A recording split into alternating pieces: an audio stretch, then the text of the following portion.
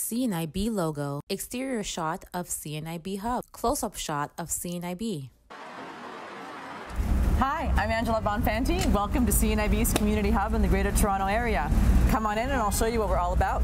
Angela walks in. So we can't just say we're a community hub. We have to look and feel like a community hub. And we also need to make sure that we're smashing barriers with everything that we do. So we engage with local artists to create such things as our very colorful mural, which is located on the north wall as soon as you walk into the hub. And it is a burst of colors.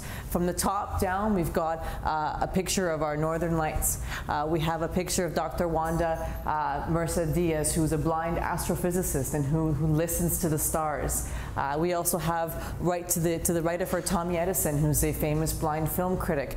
And we've got an individual at the bottom using his cane as sort of a light beam smashing through a brick wall. And this is all available in a Braille description from the artist himself, and also an MP3 player document file that has the artist walking you through the mural. This is our way of showing that you can be colorful and artistic and still be accessible. She is now at the doggy bar. Our place here at the Hub is inclusive to people and, of course, our amazing guide dogs. With that in mind, we wanted to make sure that guide dogs are welcome from the moment you walk into the space. So we created this idea around a doggy bar, which has 3 water bowls for dogs with an engraved fork and spoon on either side of each of the bowls, made up completely of wood through the help of a great local millworking company who did it for the cost of just the materials. She opens the drawer. And inside there are little buckets built underneath the water bowls, with chew toys,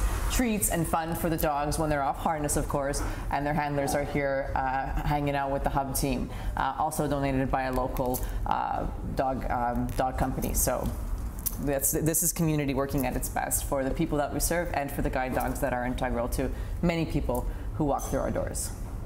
Angela walks up the stairs. There were a lot of hands involved in getting this place together, and so a way in recognizing the people that helped us achieve this concept called the Hub is through this Helping Hands wall of recognition. So it's 2 walls that have a tactile paint that serves as sort of the vine, and then on the end there are the traces of people's hands in a tactile solution with their names in Braille. And so this is another way of us showing that you can be accessible, you can be fun, and the tactile sides of it is very, very important. So a special thanks to all the hands, large and small, and there's even a couple of paw prints here that were integral to putting this place together and making our dream a reality. Angela walks up to the 2nd floor. So we know what a game changer technology can be, and we wanted to make sure that it was a pillar program at the Hub. Whether you're learning to use your smartphone for the first time or you're an avid smartphone user and you want to learn the latest app, we're here for one-on-one and group sessions to make sure you're connected to the technology that you need as a person with sight loss. We've got a great team here at the Hub and throughout the GTA that effort and connecting the people to technology. It's led by our very own Shane Laurinaitis, who's our program lead for Accessible Tech. So I work with people who, on a one-on-one basis or in group setting, on how to use accessible technology, and could be with smartphones or a Victor Stream or any portable technology that could help them with everyday life. So just as we decided that technology needed to be a pillar of what we do at the Hub, we also understood the need to drive as many youth as possible through these doors.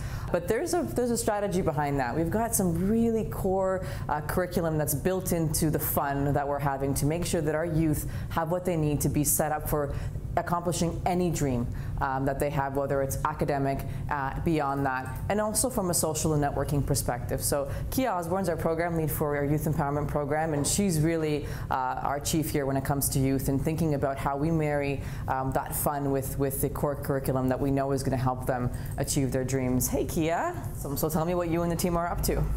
I'm working on the TIES camp, which stands for Teens in Employment and Sports.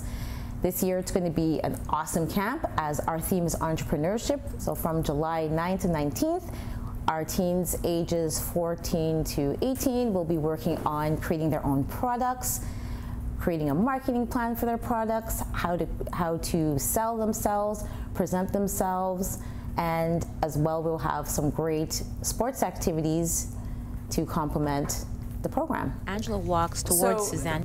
We have these amazing programs. There's a lot of work in establishing what our footprint looks like, most especially here at the Hub. So we need some real strong leadership to make sure that all these pieces are thought of and that the team gels, the programs are running, and that we're measuring the effectiveness of our programs on a daily basis. This is my partner and my chief, Suzanne DeCarey-Vandenbroek, who is our Director of Operations for the entire Greater Toronto Area's foundation programs. And so we've been working really closely to really think up this concept of the Hub and the programs that we run in and out of this particular space. So, hey, Suzanne. Hello.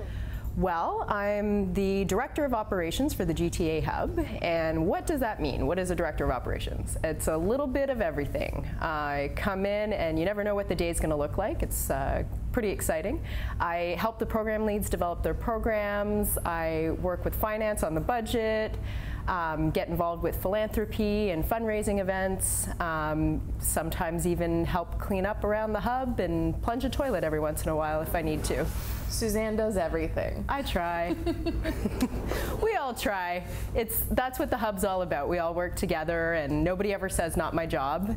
Everybody does a little bit of everything to make this the most inclusive space for our clients and our participants. So what are you up to? Right now I am working actually on a very exciting but top secret project to do with the book The Little Prince and the involvement of one of our youngest clients in a documentary film about the Little Prince. So it's a top secret event. I can't disclose the details just now, but it's coming in September and it's going to be very exciting. So the thing that I love about this space the most is that we planned for it to be versatile and to be able to serve any purpose that we needed it to serve, whether it was town halls, yoga sessions, and our very own virtual reality space. So this may look like behind me is a blank white canvas, almost looks like a paint canvas, but these are actually doors that open up and turn this into a virtual reality cave. And because we're so technologically savvy, I'm going to wave my magic wand, swap my fingers, and bring you right into a virtual reality atmosphere. We think that through virtual reality, we can create a much more realistic perspective of what it might be like to lose your sight. So from a public education standpoint, we open up these doors, we put in an environment, and we can put in a number of different lenses that simulate eye conditions such as participants RP or using glaucoma the or VR AMD. space. And that really helps us to paint a better picture of what your common space might look like if you have an eye condition. So our hope Angela's is that back we're going on to the continue scene. to grow our environments and be able to provide an opportunity for anybody with varying levels of sight loss to try something for the first time in order to get them to try it in real reality after giving it a shot on the virtual side of things. Thank you for watching the CNIB Community Hub. We look forward to seeing your hub. That's a wrap.